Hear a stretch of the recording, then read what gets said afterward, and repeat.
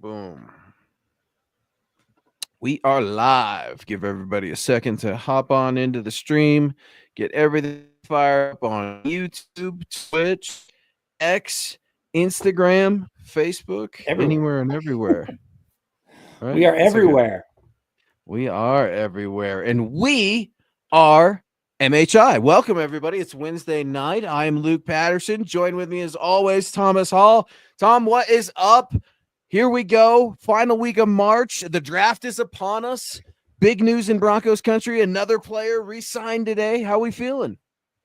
Feeling good. Yeah, I'm ready for the draft. It's interesting. The free agency is winding down, so the next big step is the draft, and I'm not into it as much. I used to get into it. Like I would get all of the draft magazines, and I'd try to predict the first round and all that, but I'm not as into it as much because there's so many people that's doing draft stuff. It's just kind of redundant, but I'm excited to see who they pick for sure.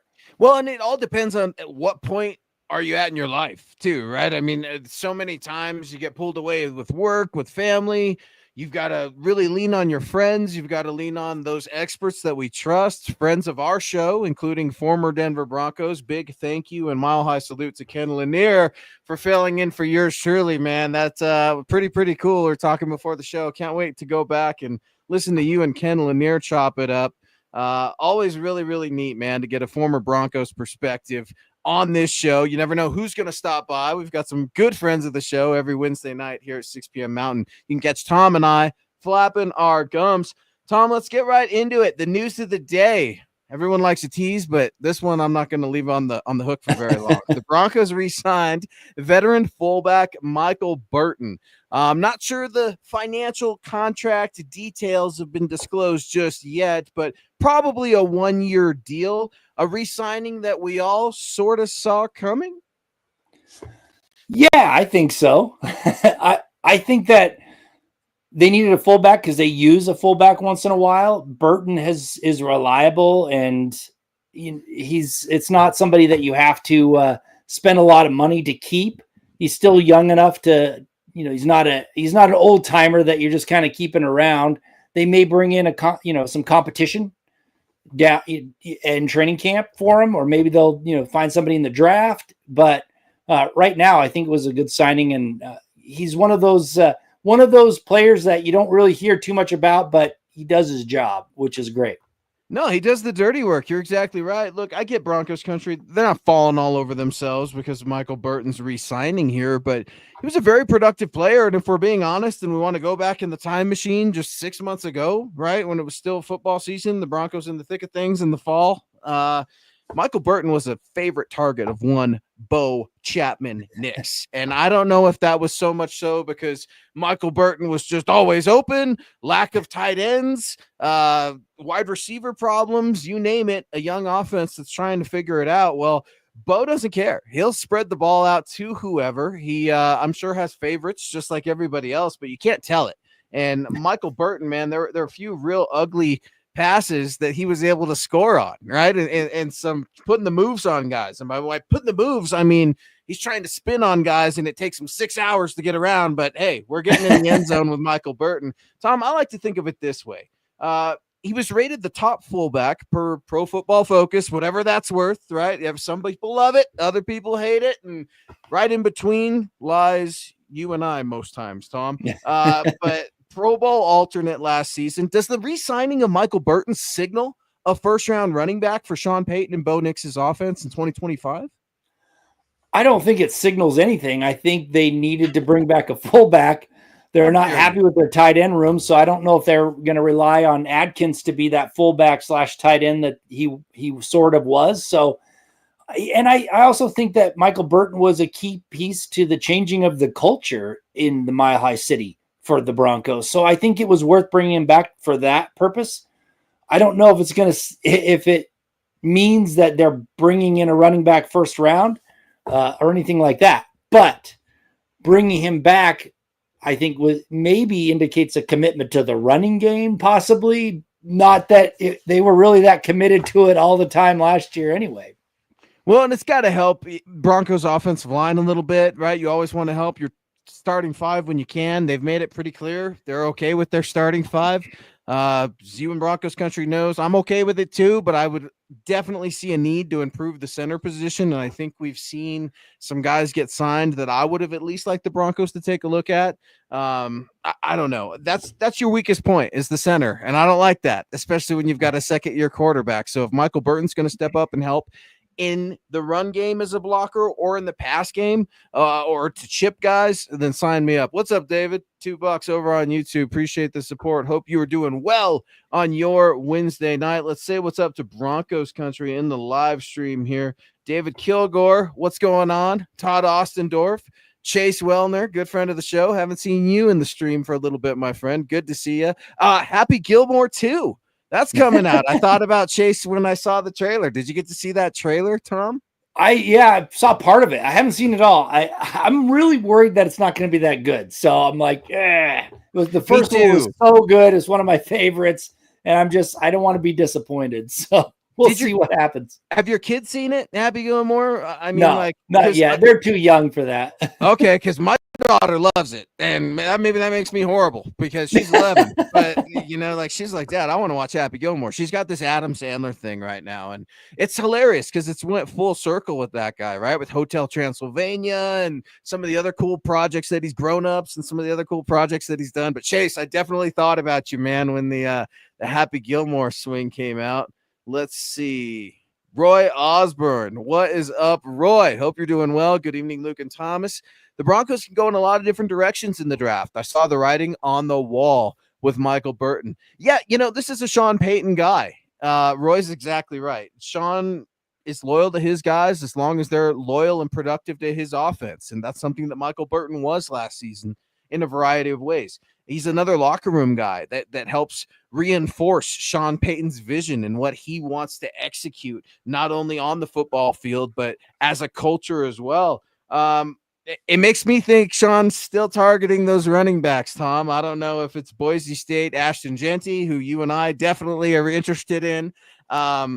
Nick Kendall has a really good article up right now talking about a mock draft featuring Travion Henderson from Ohio State. It was one of Cecil Lammy's favorite guys. He was on the show just a couple weeks ago talking about him. And then, of course, there's North Carolina, Omarion Hampton, right? So One of those three running backs, I mean, I'm not going to go as far to say the re-signing of Michael Burton today suggests the Broncos are going round one running back no matter what, but it's just another layer to it. It's you look at articles, you Google Broncos looking for a running back in round one. It's not exactly breaking news. You're not really fooling anybody with these tight end rumors after the Evan Ingram signing. Well, and you also have to look at all the moves that have been made so far. There's not one veteran running back that's been brought in so far. I mean, there's still some out there, so it could happen, but there's not. They brought in a tight end. They're happy supposedly with their wide receiver room. The only thing that's really outstanding, if you look across this team, is a solid running back, because you're not going to go into the season with McLaughlin and Blake Watson and Estime, who was pretty pedestrian last year. Yeah. So they're going to look for somebody, and it's pointing to the first round, or at least first or second round of the draft, if they want to find somebody that's able to step in and take reps on day one. All about taking those reps, like our guy Roy taking those reps over on Facebook, giving us his opinion. Happy Gilmore and the Water Boy, definitely the top two. Man, I'm right there with you. I'm a sucker for football movies. I could argue with people, and Tom and I argue about movies all day, every day. But it's just one of these things, man, where I'm feeling really good with the Water Boy, because I think the Broncos got their Water Boy, their dog at linebacker, and his name is Dre Greenlaw. You want to talk about an SCLSU mud dog? Well, Dre Greenlaw is going to absolutely be that guy for Vance Joseph's defense. Man, I'm so excited about that guy. I think I may be more excited about Greenlaw than Ingram, to be honest. Now, the contract definitely made me feel good about Ingram, reacting to Evan Ingram. About fell out of my chair today when I was, friends of the show. Cecil pops by our show. I try to tune in and support his show a little bit on Orange and Blue today. And I about fell out of my chair when Chad Ryder of NFL Network suggested that the Broncos could still trade up to select Penn State tight end Tyler Warren. I suppose anything is possible with Sean Payton, but Tom, what's your reaction to Chad Ryder suggesting that the Broncos sniffing around tight end in the first round?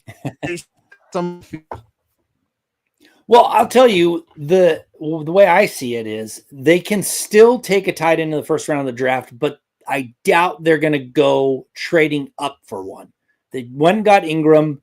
I think they would rather sit. If one fell to them, yes, take it if that's the best player available. But I think they're comfortable, looking in second, third rounds for that tight end of the future. That's why they went out and got Ingram. He's long in the tooth, a little, not too long in the tooth, but long enough that you need to prepare for the future.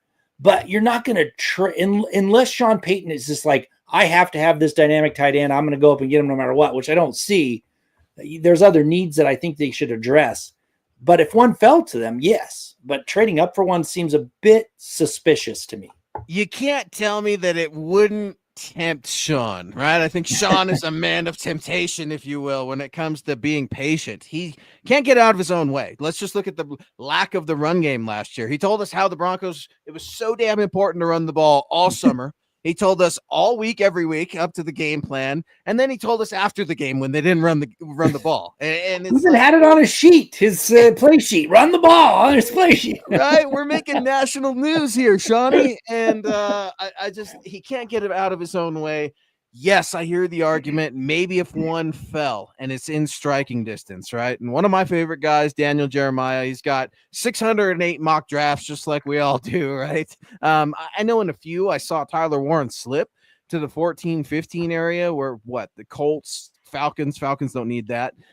So it does make me wonder, like, well, what if I got two tight ends? And then I have two jokers and and I don't know, man. It's being a little facetious, but anything is possible with Sean Payton. And I don't know if it's some smoke. I like to think it is. Like, hey, man, we're still looking at tight end. We're going running back. Hey, we're still looking at tight end. Maybe we'll consider a wide receiver. We're going running back. I don't know, man. I'm excited either way because at least it's not a quarterback. And for Sean to sit there and execute patience. And the Broncos had some feelers out there. They're listening to the wind, if you will, trying to analyze every aspect of the setting. They played it calm. They played it cool. They were collected. They got their guy and Bo Nix sitting there at 11.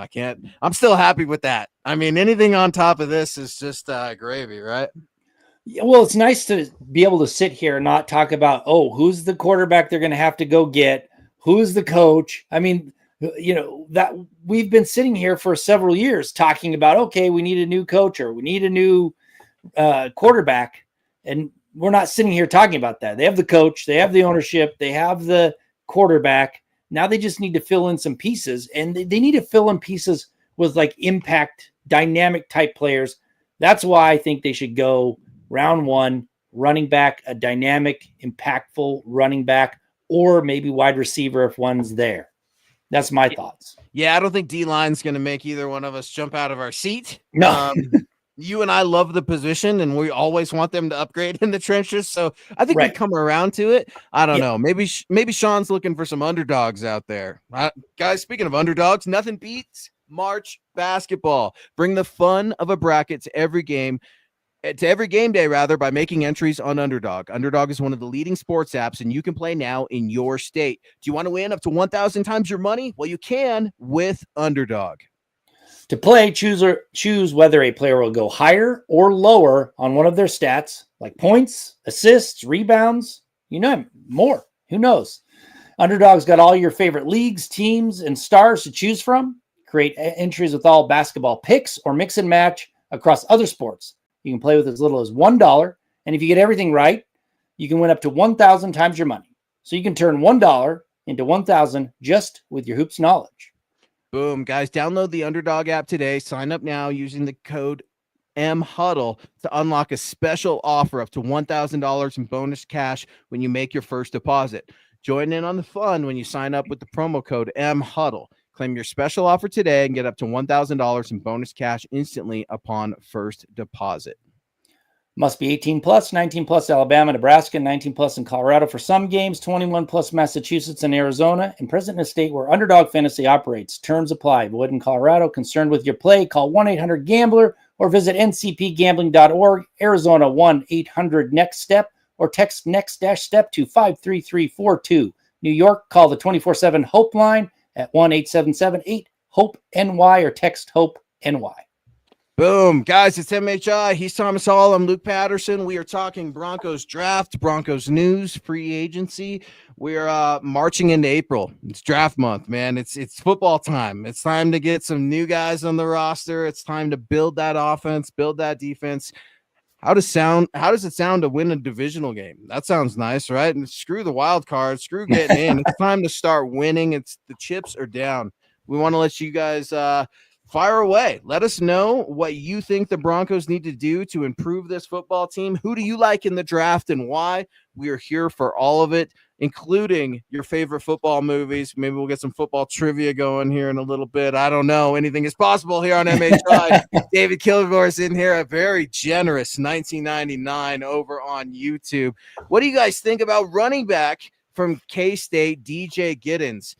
Correct me if I'm wrong. He's a workhorse, David. I think that's how I see him described on most things that I read. I haven't got to scout this season, so I'm going to lean on you. But at 6 foot, 212 pounds, he's a bruiser.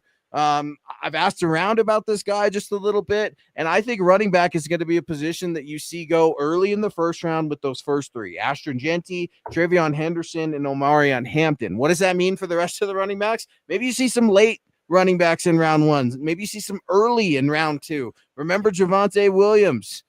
Great success story for a little bit. Kick the can down the road. On to the next one. Maybe get his guy from North Carolina, Omarion Hampton. The K-State kid, DJ Giddens. I don't know, man. I like the thunderous back. I like the bruiser. But don't you already have that with Audric Estime? You almost need something in between an Estime and a Jaleel McLaughlin, right? Something in between a bowling ball and a midget. Maybe that's DJ Giddens. Yeah, exactly what I was kind of thinking is unless he's more dynamic than I know, I like you, I haven't been able to scout 4.43 340. I mean, the guys that's fast, so maybe he is an upgrade to Estime. Maybe he's more than what Estime is, right? Estime to me is one of those powerful backs that's going to rumble and not be super dynamic, but maybe Giddens is one of those type of running backs that have the size, but also the elusiveness and the burst that you're looking for this offense. Now, you're right. You need somebody in between that, but maybe he is. I don't know enough about him, so I can't give you my honest opinion, but I do know this. Running backs in the first couple of rounds typically end up being more often an impact player than trying to find them later in the draft. So if you want to go get yourself a running back, do it early and don't worry about it. I know people talk about it's a 3 to 4 year lifespan for running backs. Most positions are like that. So get the guy that you want early because that is what this team needs to put them over the top. I really think they need a wide receiver, but they also need a running back. Well, and here's the thing, David. I mean, maybe David's onto something here. Maybe your backs are gone. You didn't want to trade up. Maybe you do look at taking best player overall, whether that's on the D line. Maybe I don't think an edge rusher's in the cards right now, but maybe it is a tight end that falls and you trade up just a little bit. In which case, how do you maneuver back into the early second if you see this run on running backs and you want to go get a guy like DJ Giddens? And David, I'd ask you, where do you project this guy going? What are you hearing right now? And just let us know in the chat and we'll get right back to you, man. Because you tell me you like this kid, this Kansas native, and we could get a enemy behind line situation here in Broncos country. Get one of those Kansas kids to come over here to Colorado to play. Then sign me up. David Yonkin, another good friend of the show. Thank you for the generous support, guys. Your super chats really help during this off season. We appreciate everything you guys do for us. We talk about Bo, Sean, and George, but we don't talk about the owners. They don't talk to the media like other owners. Dave, you're exactly right, man. We try to give, I think, the most probably out of any show I think that I listen to. Props to the ownership for spending money the right way, making decisions and not meddling and staying out of the limelight. And when we do talk about the owners, David, you're exactly right. David brought it up. Broncos Country's brought it up. Hell, we talked about it on multiple shows. When you do hear about the Walton Penner ownership group, it's for the right reasons, like making sure every high school football player in the state of Colorado has a brand new Rydell. I mean, like that's something you're not getting anywhere else. So, David, you're exactly right. The whole reason we're here right now is because of the Walton Penner ownership group. If it weren't for them, you don't have Sean Paton. If it wasn't for Sean, you don't have Bo Nix. And it's just a cascading effect, and it's finally cascading in the right direction. It was a nosedive straight to hell there for a little while, but now things are starting to smooth out. Man, before I jump into talking about this real quickly, I cannot get Facebook to work. I don't know why. So if you're on one of the Facebooks, the other one's not working. So I apologize. But David, I'm with you on this. The ownership group to me are leading the right way.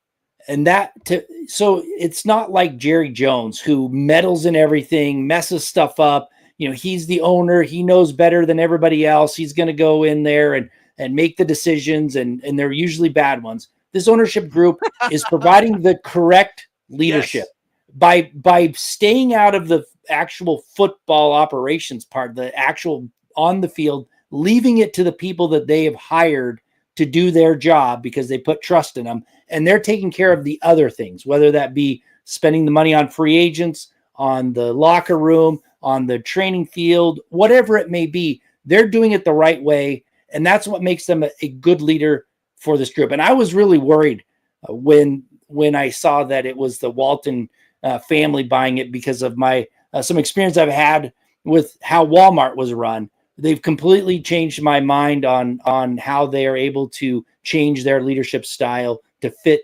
football. And I'm pretty proud to say that they changed my mind. I'm like, I was wrong about them. So it's interesting to see how well they're doing leading the correct way.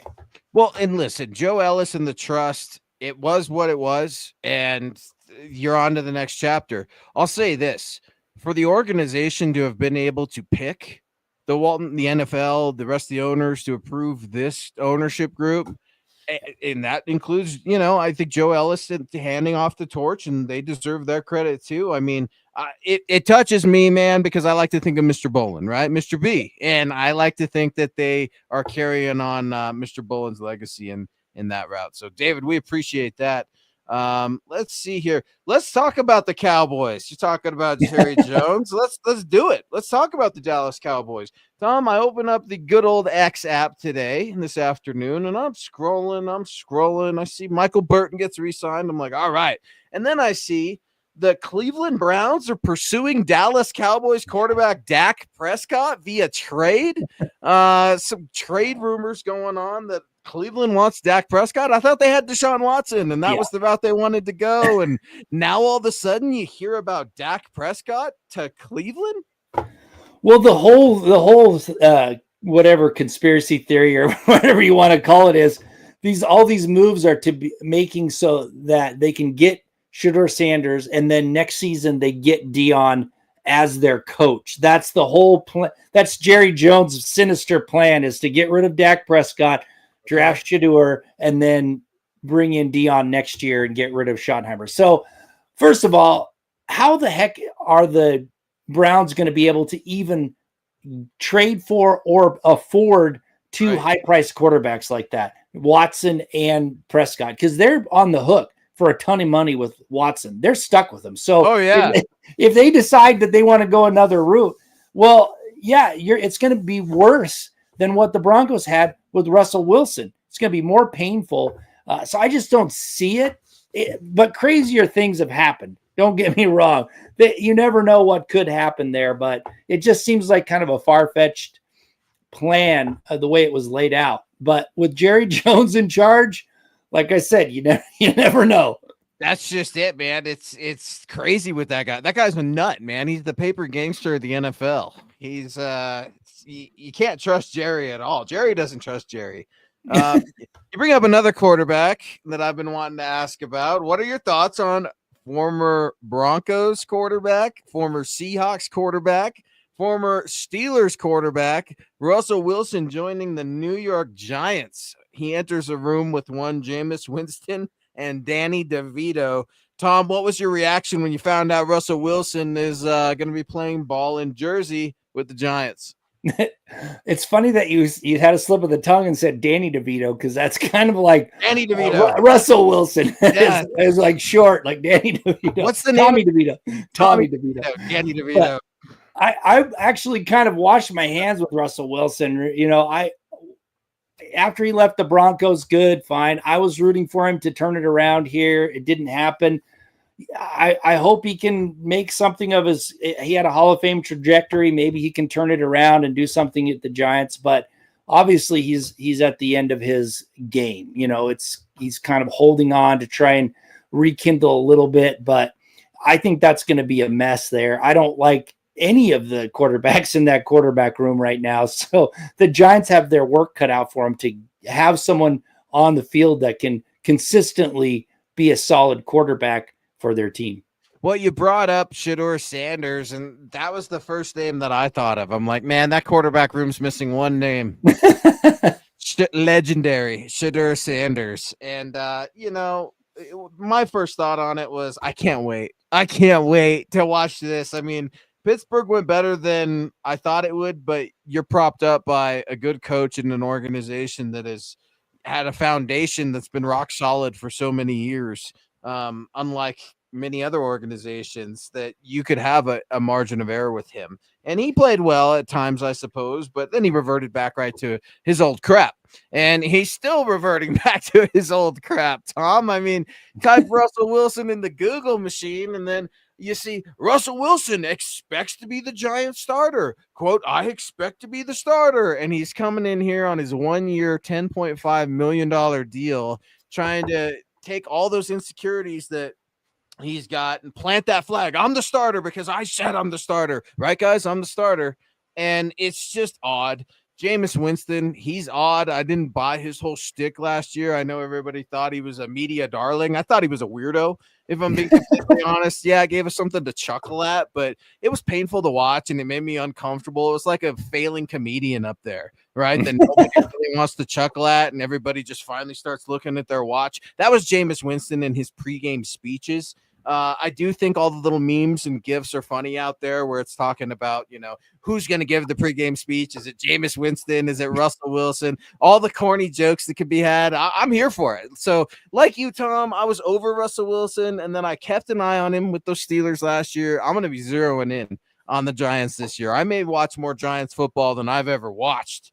And I don't know. I still think that the Giants could go quarterback. Call me crazy, right? I don't know that my guy Travis is going to end up there. I hope he's not, for his sake. And maybe that's why I want Shedeur there instead. But I could definitely see the Giants drafting a quarterback and it being a complete nightmare in New York, like it usually is with the Giants. Well, they have to. I mean, they can't rely on that quarterback room. You've got Jameis Winston, who's a turnover machine. You got Tommy DeVito, who, seemed to have played well when he got his chance, but nobody wants to give him that full chance. And then you got Russell Wilson, who's on basically a 1 year deal. So they're going to, it doesn't keep them from going quarterback. And I actually hope there's a run on quarterbacks early. I hope that people are drafting quarterbacks too early, bringing some second and third rounders into the first round, just so it pushes some of those blue chip prospects down to the Broncos at number 20.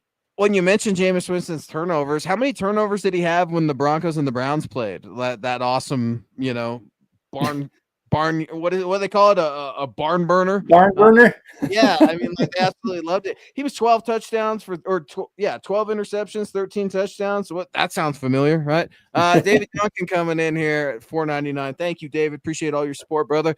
The owners leave the football things to the ones that know football, but you will hear from them when the stadium comes around. Yeah, those plans are happening, David. There's all kinds of whispers out here. I was doing some traveling recently for spring break, and everybody wonders what's happening with that land out there by Denver International Airport, other than the New World Order and the aliens. They've got their own section, but everyone wants to know, Looks like a good spot for a stadium. I know that the Walton Penner ownership group are definitely kind of shopping around the city, looking at some other spots as well.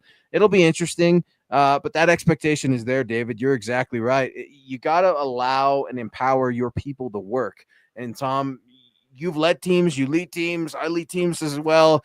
The last thing I hate too is someone breathing down my neck. Now, you get paid for performance and for results, and when you are slipping, you're going to know about it. But at the same time, you've got to empower your guys, empower your gals. You've got to let your team do their thing. That's what the Broncos ownership have done so far.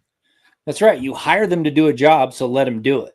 That's all. That's what it boils down to, and that's what the ownership's done. They've hired those folks to do the job, and they're letting them do it. That's a different philosophy than the other person I mentioned, Jerry Jones. He hires people and then meddles with them all the time. So, and which makes it their job harder. And that's why they haven't won a playoff game since 95 or something like that. Dude, yeah, I've never known them to. I mean, I was a little kid last time they were good. David, did I forget is Drew Lock still a Giant? That's I thought maybe he would have been a free agent, but who cares? It's Drew Lock. Drew Lock. I'll say what we're all really thinking. Who cares? It was interesting to see Drew kind of screw him last year with that win, right? And it was like, if I'm thinking of the same game, Dave, Shador was playing in his last college game, right? And he was wearing cleats that were Giants colors or whatever. And that weekend, the Giants won, and it like screwed up the draft spot for him a little bit. So you can all thank Drew Lock for that. I'm trying to look through the free agents here available. Yeah, I don't know if he's still part of the team or if he is a free agent. I don't remember, but yeah, he's a free agent. He's a free agent. So yeah, all the Drew Lock fan, where'd all the stands go? Remember, we used to get so much hate. I mean, it was absolutely crazy. What's up, Daniel? Daniel, good friends of the show. Happy Wednesday, everybody. News of the day in Broncos country. They re-signed Michael Burton. Shocker. I think it would help, especially drafting a rookie running back, to have a veteran blocker in front of him, to have a guy help lead the way. Man, it excites me. I'm so ready. I think you've got to have some trust in Sean Payton and what the Broncos are doing. And I think you got to have some trust in George. I don't think George gets enough credit, right? I mean, Tom, there was an interesting conversation happening today with Zach By, right? Another one of our buddies. And he asked a question to his partner, Philip Lindsay. And I thought, that's a good question. Biggest draft busts for George Payton. And I mean, you think about it and you're like, well, there were some misses, right? And what, like DeMarcus Walker, was that a second round pick? That was the Elway pick, I believe. That an Elway pick? Yeah. Okay. Well, who would you say? I mean, George screwed the pooch on who in the draft? Nothing pops out. I mean, there's folks that aren't with the team anymore. For the most part, they're not. He hasn't really had huge misses. I mean, Benito's come around. You know, at first he maybe looked like he was going to be one, not. Pat Surtain is a future Hall of Famer. I mean, when you're looking at busts, you got to look at first, second rounders, or maybe a third rounder that never even plays a snap and's off the team the first year, something like that. And that's just not, I just don't see it. So there really isn't a huge bust. Luke Wadberg? He's a starter. He's a starter right now. That's my problem. He's not very good, and I'm so tired of everybody pretending he's not. Marvin Mims definitely came onto the scene. We're about to see what Drew Sanders can do, right? Yep. Becoming an inside linebacker. So how about George, man? And like it's Jonah Ellis. I mean, that was nice last year, and you wonder what Sean's influence is as well. Sean has a good eye for defensive talent, man. And I don't think he gets enough credit for that. He knows what he hates to play against, and he knows what works. And he goes after the Cam Jordans of the world. Yeah. He goes after these players that stick around like a Michael Burton and become very serviceable throughout other teams. Troy Franklin, the future's out on him. I mean, it's early. Audric Estime, Devon Vele. You like what you see early and often from them. So how about around for George? George is he's digging himself out of the hole that he put himself in, because everybody wanted his head. The Russell Wilson deal. I mean, the trade was one thing, but the deal was another, and I'm sure it kind of went hand in hand. Randy Gregory was an awful pickup in my mind. I thought it was terrible. Free agency, so yes, you're right. So he dug himself a hole, but he's getting himself out of it with these good drafts, and he's getting himself out of it with these good veteran pickups that have really surprised people as of late. So I think he's gone from, man, he's on the verge of getting fired to he's a very valuable GM at the moment. Yeah, maybe Damari Mathis. I'm the man coming in. Yeah. Hard with cornerbacks, and like I know the last corner I tried to run out of this town was Isaac Yadam, and he's still floating around the league, Tom. Yeah. Like even Roby at one point. Remember Bradley Roby had his issues, and we had to say la vie Bradley Roby at a certain. He's still floating around the league. It's hard to find good corners, so maybe it's Damari Mathis. That's interesting. But I like Mathis that. was, I think, if I remember correctly, Mathis is a 4th round pick. So I mean, in that he was penciled in to be the starter, and then he ended up getting hurt. They had to replace him, and they kept him around. Then he was. I got one. How about Kerry Vincent Jr.? Didn't he like not even make the team? His dad was like he got traded. He got traded before in training camp to the Eagles. They got he was a 7th rounder. They got a 6th rounder for him because their cornerback room was full, so they didn't even need him. So he wasn't really a bust. Awesome. All right, damn. Well, talk about a trip down memory lane. It's crazy, right? 5 years. I think George Paton is heading into his 5th year here in Denver. And everybody, say what you want. I was just talking to a good friend of mine, Alan. Shout out, watches the show every Wednesday night. And he's like, man, sometimes you guys are hard on John. Sometimes you're hard on John. I'm like, we are, but we also give John Elway his props. One of the best quarterbacks of all time. Couldn't draft one to save his life, but John hired George, right? And I think John leaving the Broncos in good hands, and you look at the cascade effect, and yeah, we were thinking there's only room for one Peyton in this town, when Sean got traded for it. Look, Sean and George, they're making it work. William James Baker, our good friend from across the pond. What is up, Will? I hope you were doing well, man. Good to see you. Morning, my guys. Sydney and London calling here. Luke and Thomas, the more closer we're getting to the draft, the more I would like the Broncos to trade back to get some extra picks. Do you like this idea? And how far back would you go back, and how many picks? It's not going to happen in round 1, William, because Sean Payton can't help himself. He will not do it. He has his franchise quarterback. He has a starting offensive line. He has his joker, according to him. All these things. Not me. I'm thinking Sean's way. He's got Evan Ingram in town. He's got Cortland Sutton, his veteran receiver. He's got Marvin Mims in the slot, right? A Tyreek Hill-esque player. How close are we on offense? Maybe we're just a running back, I don't know, away from dethroning the Chiefs, where there are some cracks in the foundation and everybody gets arrested. Now, if you're a Kansas City Chief in the offseason, I don't know. I could see Sean and George finding the value in 2nd, 3rd round even, but I think it's against Sean's nature. I really do. I'm not just saying it because I want the Broncos to trade up. Tom's written articles about it, breaking down the rounds, and historically speaking, maybe it's happened once or twice. I'd have to go back and reread it, Tom. I know it's been a season or two, but Sean doesn't trade down in the 1st round. Sign me up for the rest, but I just can't see it, Will. I can't go there because I don't think Sean will do it. He's too bold and he's too impatient. Yeah. Well, here's my thought on it is in the 1st round, you want to get that player that is your impact player. That's where you find them. That's where all the numbers that you look at across drafts. I've done it for the last 14 years. I've created analytics for the draft. The 1st round is where you find that impact player. So if you are going to trade back, it better be a very small trade back. And if you want to go look this up, I built a dashboard. It's free. It's on Tableau Public. Go find my profile. Put these things in there. That gives you the trade. It gives you what you're getting in return.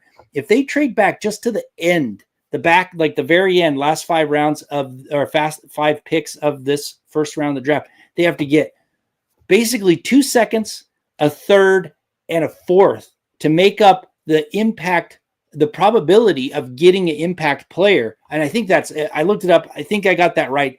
I don't know if anyone's willing to give them that for just a few trades, a few step back in the draft. So I wouldn't do it. I would stand pat and take the guy that you want, unless everybody that you want is gone. Then I would entertain a trade back.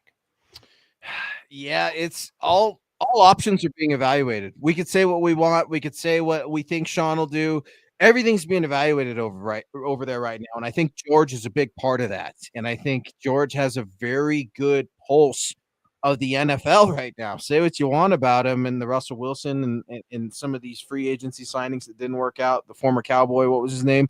Greg, he wasn't even here long enough. Right? What was his name? Then he went to the Niners. I'm spacing on it. Randy Gregory. Randy Gregory. Yeah, I can't even remember the guy's name because he was on the damn team for very long. We paid him a buttload of money though to come to Denver. Yeah, some of those mistakes they're going to happen. Nobody gets it right 100% of the time. But I wanted to see, there was a comment in here real quick, and I wanted to grab it. Somebody had said George is right here. Kendall, our guy Kendall Lewis. Appreciate you, Kendall. Thank you for joining us over on Facebook. Good to see one of our Facebook streams is up and running. Thank you for being patient with us, bro. It's going to be nice to see George Paton getting a few years of full draft picks. Yeah. Remember, he's been working shorthanded because of trades. So, like, he didn't crash and burn. He was the phoenix that arose from the ashes. Absolutely. Yeah, you have to give him credit for that because he's been making hay with later round picks. You got Jonathan Cooper, you got Baron Browning. I know he's not on the team anymore, but that's another one. You got Marvin Mims is coming around. You know, these later round picks, and I know you don't like Wattenberg, but he was a late round pick. These are folks that have stepped in. Some of them are starters. Some of them are, you know, more than starters. They're actually making a good impact. So I think that's a great point, Kendall, that he hasn't had that first rounder to rely on every season. That makes it even more impressive. Like you're saying, like you guys are recognizing he is able to get these impact players. And can you get them to perform on rookie contracts, Tom? That's something we try to harp on over and over on why you need to hit on the first rounder. You got to hit on it. But you know what? You need to get rounds 2 through 6, 7, 8, 10, 9. Remember back when there was 13 of them back in the day, right? A million of them. Mark Schlereth was like in those picks. I love hearing him talk about the good old days. But no, man, it's just one of those things where there are going to be mistakes. And speaking of mistakes, David Yonkin coming in saying, let's talk about some mistakes, guys. There should be a show. Who was the biggest bust in Broncos country? Thank you so much, David. You've been so active and generous with your time and your support tonight, as you are always. Man, busts that come to mind. Paxton Lynch, right? That's low hanging fruit. How about Jarvis Moss? That one comes to mind. That was a big one from me from Florida. Remember the days of Mike Shanahan and good old Jarvis Moss. Always the biggest bust in the history for me always goes back to a different Gregory, not Randy Gregory, Teddy Gregory, who came into the organization having not been even scouted or met by Dan Reeves. Dan Reeves was going by someone else's scouting report. He got to the facility and Dan Reeves realized this guy is shorter than him. He's a defensive tackle. He's about 5'11", shorter than the head coach. And there's a lot of history about him probably using steroids and whatnot, weakened his knees. He blew his knee out, injury in his final year in college. Faked the combine, basically jumping on one leg, all these things. There's a whole lot of stuff that happened with Teddy Gregory, who they drafted anyway, never played it down, got traded that first year to the Saints, played in one, I think he played in a couple games. He actually got one sack, which was on John Elway when he was playing for the Saints, and then really never played again. But to me, that's the biggest bust. Paul Tobiasi's huge bust. Would Ted Gregory have crossed paths with Ken Lanier or different eras? Yeah, he would have been. I should have asked him because he would have been drafted when Ken Lanier was playing. I should have asked him about that whole deal. Probably played against each other, right? O-line, D-line right there. That's kind of where my mind went when I'm like pulling it up. I'm like, Ted Gregory. He must have been asked because I haven't heard of him. And, he was always the big bust. I mean, Paxton Lynch is huge because he's a quarterback. They traded up for him. There's quite a few. There's Marcus Nash as a wide receiver, another huge bust. Like I said, Paul Tobiasi was a second rounder that they that never even made the team. So there's been a few that really are big busts. I know the big one is Maurice Claret, but he was a third rounder. That guy was. I think about Maurice. I was so excited when he came in. I was just like, this is going to be the best thing ever. And it just didn't work out. Nope. David, man, thank you as well. You've been super active and supportive tonight. Thank you so much. What about getting a veteran wide receiver to add to the young receiver room, like a Tyler Lockett? I wasn't broke up. I don't think you were broke up that the Broncos lost out on the Cooper Cup sweepstakes, if they even lost out, right? It's hard to say if they were interested or if it just looked like a good landing spot. What do you think? Obviously, Stephon Diggs with the Patriots, right? That was a little bit interesting to see them kind of loading up on offense, something that they never do. When you're looking at the available wide receivers out there, yeah, we're talking about the Keenan Allens of the world, Amari Cooper, Deontay Johnson, Tyler Lockett. I got to be honest, Tyler Lockett is probably the most appealing to me out of the first 4 or 5 that I read there. Tom, what say you about adding another veteran wide receiver to Denver's offense? I go back and forth on it. It depends. Again, I keep going back to the fact that they need a dynamic wide receiver opposite of Cortland Sutton. And maybe it's Mims. Maybe he takes off even more so. Maybe it's one of these other young guys. I just don't know if there's anybody left that's dynamic enough to take the pressure off of Cortland Sutton. So that tells me you should go to the draft or stick with what you have, maybe add somebody. But there's nobody that I would spend any big money on to bring in, like a Tyler Lockett. I want someone dynamic. I'd like to take a chance on a wide receiver, probably in the second round. If they go running back in the first round, I'd grab one. Somebody who has the dynamic skill set. Now, we don't know. We just talked about Bus. We don't know if they're going to be that number one guy in the NFL, but at least take a chance on the draft. That's where I stand, and there's nothing wrong with grabbing a veteran, but there's just not one out there right now that I feel like is that big of a difference maker that you would really spend the money to go get. But I still am not happy with their wide receiver room, so that's kind of why I go back and forth. Yeah, I'm okay with them adding another veteran. In fact, I prefer it. Like you, Tom, I can go back and forth on it all the time, debating it. But listen, here's the end. At the end of the day, they need another old man in the room. Cortland's he's the only old man there right now, right? And how old is he? Is he 30 yet? I don't even know. But he's the vet, right? And he's been the vet for a long time. He's homegrown here and drafted, right? SMU and Broncos second round pick years ago, and he was the changing of the guard when it was Demaryius Thomas on his way out. God rest his soul. And the days of Emmanuel Sanders, and so it's interesting, but. Absolutely, I'd kick the tires on Tyler Lockett. I know he's 32. I know he's been around a spell, but you didn't need to overpay for Evan Ingram. You think you're really going to need to overpay for a veteran wideout? I don't want Keenan Allen here. I think he's a punk. He's been a punk his whole career with the Chargers. That's not to say he wasn't a good player with them, but I think the natural fit for him back to LA makes sense. Those rumors have been there forever and ever. Maybe you watch for something after the draft deals get done.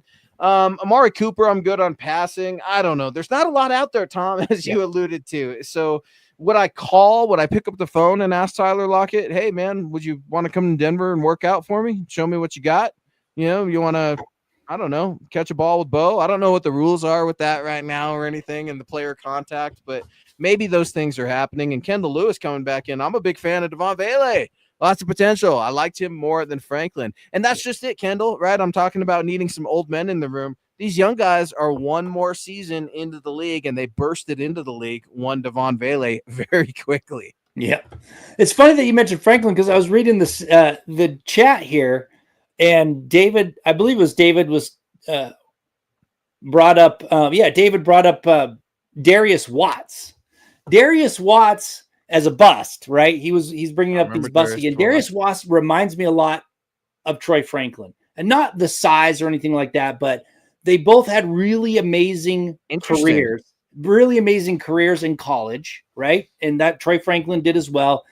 They came in as a little bit of later round pick. I think Watts was the second round pick, and they didn't play on special teams, and they had drop problems. Darius Watts' problem was he got in an accident when he was a kid, younger, in high school, I believe, and it ruined the nerves in his arm. So he had an excuse why he didn't have great hands. Troy Franklin doesn't have that excuse. But that's who Troy Franklin reminds me of. And that's why I'm not big on Troy Franklin making this team for the long term, because no special teams. He has to impress big time to jump up ahead of all these other wide receivers, so he doesn't have to play special teams in order to make the team. I just don't see it. I think it's hard for him to do it. So I'm like a Darius Watts is very comparable to a Troy Franklin in that regard. And that's why I have my doubts about Troy Franklin. Well, and that's interesting. I do too. And when Troy Franklin was drafted, I think I texted you like, "Yeah, I'm excited we got him," but we both had our concerns. And poking around the league last year before the draft, it was you got to worry a little bit about some of the attitudes. Sometimes you got to worry about drops. He's gonna learn the route tree. He could put in the work, but it all depends on how he responds to Sean Payton and the Broncos coaching staff. I think that this is a guy that could be a very good player. I don't know how good. I want to see him get in the weight room, right? Probably pretty light out there against some of these DBs that are just getting bigger and stronger and faster, right? The JC Horns, Pat Surtains of the world, right? They're long gone is the day of the finesse cornerback, well, the Champ Baileys, if you will. And now you're getting these monsters that can come into the box and cover these tight ends like a Travis Kelce and a George Kittle. So no, that's interesting to me. I wanted to get in here, Carter, because he got me triggered. He must have been listening. Not a hot topic, but thoughts on Luke Wattenberg starter this year or an upgrade? This, for me, Carter, this is something where I wish the Broncos, maybe they'll still address it. Maybe they're going to find a center and start over and try to develop somebody. But I really wish that they could have gone after or at least looked at a Bradbury a little bit. Who was the cat from the Arizona Cardinals that went to the Raiders? I wanted the Broncos to take a look at him. I think Lucas Patrick, maybe. No, it was a different guy. There were a few centers that were poking around a little bit in free agency, and the Broncos just, I think, said, no, we're good. And that bothers me. I see a big hole in both of their games, Alex Forsyth and Luke Wattenberg. I know Bo Nix was just at the hockey game, the Avs game with him the other night. They're probably boys. I really don't care. You're not boys if Bo's going to just get crushed up the middle, if you're going to have missed assignments on run blocking, if we're going to have a blocked field goal in Kansas City that would have beat the streak, snapped the losing streak in Arrowhead, right? I mean, these are things that I haven't forgotten about. Maybe it just makes me a bitter old man, Tom. I don't know. Well, I'll tell you, talking with Ken Lanier last week, he was a little bit higher on Wattenberg than we are. Offensive lineman putting in his 2 cents. I asked him specifically about Wattenberg just for you, Luke. And so part of it had to do with the continuity across the offensive line. Him getting another year, these folks staying together for another full year will help improve his game, because a lot of the offensive line good play on the offensive line has to do with understanding what everybody else is doing without really being able to see what they're doing. And Ken Lanier was talking about having to block 2 people at once just because, you have to be able to do that sort of stuff, and that continuity helps. So from my perspective, I want them to bring in a veteran to push Wattenberg. They didn't do it. I don't think they might draft a later round one, but that's not enough to push Wattenberg. I think we're going to be seeing Wattenberg as the starting center this upcoming season, and that's that. And I think the coaches are fine with it, but I'm hoping that he's going to be improved because he's going to be along that line one more year. He's got one more year of experience, which he didn't have. He played sparingly leading up to that starting role last year. So maybe he does improve. Maybe we're not going to be looking down on him so much at the end of next year like we were last year. But again, I'm skeptical based on his play. And that's nice of Ken to try to give this guy a benefit of the doubt. I think that's what any good Broncos alum should do. And I respect his opinion, and maybe I should give Luke Wattenberg another chance. But it just feels to me like for so many years, we've been kicking the can down the road at the center position instead of investing in a guy, instead of truly going all in at the center position and finding a guy like Creed Humphrey. The Broncos have been left behind in the middle of the offensive line. And I just fear every year we keep saying, well, we could just get by. Then, man, I don't know what you've got, because in my opinion, you could get by with a couple of mediocre guards. It's harder to get by with mediocre tackles and a mediocre center. And I'm not suggesting that Quinn Miners or Ben Powers go anywhere. We need those guys, definitely. David Kilgore again. Do you guys see the Broncos do any kind of trades for players? You bet, because Sean Payton, that's when he tries to get his special teams guys, especially during the draft. He'll trade for NFL veterans. One that comes to mind immediately is Adam Troutman. I mean, it was during the 6th or 7th round of the draft. I think I'm getting alerts. A trade has happened, and you're thinking, oh, okay, a draft trade. No, it's Adam Troutman for some picks. So yeah, I guess a draft day trade. But I think Sean will go after some veteran guys. I think George has made some hay in the pro scouting department in this regard, knowing what's out there on other teams, trying to see what their value can be. We're going to see what's the cat from Minnesota. They just brought over in free agency to replace Smith, who went to the Texans. Right. I mean, we're about to see what that looks like. So I could definitely see it happening. I haven't heard of anything per source. Go on X and say per source, and then it means it's happening. But don't leave it out of the realm of possibility. Sean was definitely going to be hunting for guys. Yeah, I don't think there's a big blockbuster trade that we're going to see for a player from Sean Payton. I actually think that he's pretty happy with the team. I think he knows that needs to add some players. They're going to try to do it in the draft. They added what they wanted to in free agency. There's going to be some little, probably smaller name additions as we go along. But I don't foresee a big blockbuster trade. I mean, I don't know. Obviously, I'm just. I don't know. He seems like he's happy with the team. He knows he needs to add a few folks here and there to take that next step. He's going to try and do it in the draft. Now, if they don't get what they want in the draft, you may see them go after somebody in training camp or preseason, possibly. But I don't see a big trade happening in the draft. But again, I don't know. I could be totally wrong. Well, and Sean's done it during training camp when you and I have been on the hill out there, and you're like trying to figure out, like, well, was this yesterday's roster? Is this today's roster?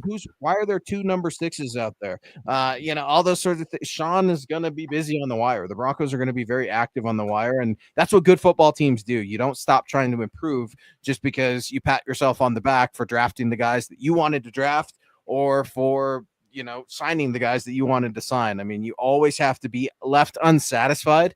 And that's the sense I get from Sean. He's very unsatisfied. Bo Nix just got here. Very unsatisfied. Should be very excited, very proud of what he's done in 1 year. Both these guys together in 1 year, and George too.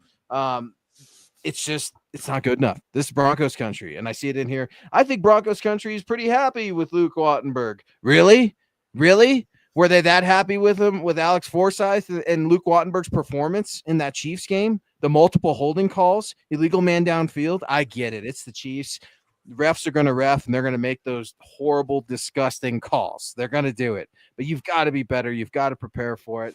I don't know, Tom. Maybe I got to give Luke Wattenberg another chance. A couple of Lukes, right? There's only one Luke in here, Wattenberg, and I'm a native. No, man. The Broncos need to do well. I hope, like you said, and Ken Lanier is right, he would know more than us, right? What it's like to have a starting 5 together for multiple seasons, getting that continuity, but starting to click when it comes to actually executing on the field. Yeah, and let's give him another shot. We're going to have to watch him as the starter most likely. So let's just see if that last year was his kind of rough year. It was his first year starting. Maybe he settles in, maybe becomes a better player. He was pretty decent in pass protection. I think he was really lacking in the run game, and that's where he needs to improve. So maybe that improvement happens this year, and maybe we're singing a different tune in the middle of the season. Like we're saying, Wattenberg's actually playing pretty solid. Now, I think they need to prepare for the future because he's a free agent. So I think they need to draft a center somewhere along the line, or maybe the guy that they drafted last year is their plan. The 7th rounder or 6th rounder, was on the practice squad. Now I forget his name. Starts with a G, I think his last name, but maybe it's that guy. The Italian guy, right? Yeah. They need to prepare for the future for Wattenberg because he's not, unless he blows everybody away and they re-sign him because he's so great next year. I don't foresee them that he is in their long range plan. So make the preparations now for his departure. Well, I'm talking about, exactly. His departure and trying to prepare for the future. How about prepare for injury? What happens when Luke Wattenberg goes down? Alex Forsyth? Hey, everybody. I used to be roommates with Bo Nix. Yay. It doesn't work that way in the NFL, right? Like, we're getting after Troy Franklin. Hey, everybody. I'm Bo Nix's best friend. Yay. No, you need to improve, man. And Bo would be the first to tell both of those guys, I think, that they need to pick it up. What a fun show. It's been another awesome Wednesday night with you guys, Broncos country, a very active show reacting to the news. Broncos re-signing veteran fullback Michael Burton today. Not a shocker, but definitely another solid piece in this Broncos offense. We're hoping that it means a fresh rookie Broncos round 1 running back is en route to Denver, Colorado. We only have to wait a few more weeks till the NFL draft. Tom, I'm super pumped, man. It's flying by. You always say it. Time goes by so fast, and I'm always just counting down the day. Yeah, March Madness. Yeah, baseball. No, I'm waiting for the draft, baby. And it's almost here. Yeah, the draft is almost here. I'm excited. Like I said earlier in the show, I used to be so focused on the draft, not so much anymore, because it's so overkill out there right now. It kind of overwhelms me at this point. Everybody has their mock drafts. Everybody's an expert. Yeah, everybody knows everything about every prospect. It's like I'm starting to get a little worn out. But if you want to check out analytics on the draft, you can come to me, because I've done a lot of work on that. And actually, you don't have to come to me. Just go look it up on Tableau Public. So I'm excited for the draft, Luke, and I'm actually excited for this Broncos team. I think they've improved, and I think we're going to see a better team, barring injury, of course. We're going to see a better team out on the field come 2025 season. Oh, I'm getting excited, man. The weather's starting to get warm. It means the draft's around the corner. And then after that, rookie mini camp, OTAs. Then we're in training camp, baby, and things are firing away. The season officially starts this summer, right? So super excited. Guys, head on over to milehighhuddle.com. Check out all of MHH's latest. Zach's got the article up today talking about Michael Burton's deal. Good friend Nick Kendall has an article up with a mock draft featuring Travion Henderson that's worth a read, especially if you like Ashton Genty and Omarion Hampton as well. And it's just awesome, man. We got a lot going on here in Mile High Huddle. If you want to reach out to Tom directly over on X, that's at Thomas Hall NFL. Yours truly at Luke Patterson LP. We will both be back next Wednesday at 6 p.m. Mountain, reacting to the next chapter in the Broncos offseason as they prepare for the draft. Broncos country into April. This is the way. This is the way.